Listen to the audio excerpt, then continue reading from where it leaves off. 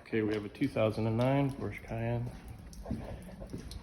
Having water noises. While I'm driving, I hit the brakes and I hear the sloshing noise.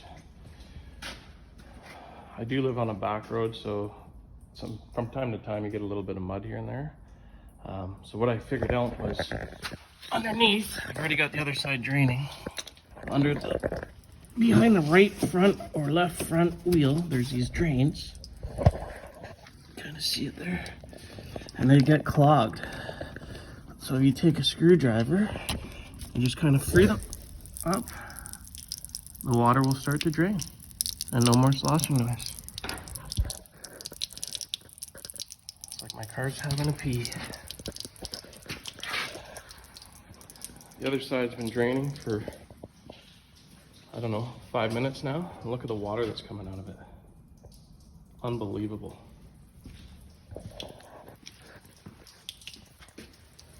It's a steady stream. The rockers were just full. Anyways, if you're 2009, I don't know what other years would have the same issues, but Porsche Cayenne has a water sloshing noise. Check those drains.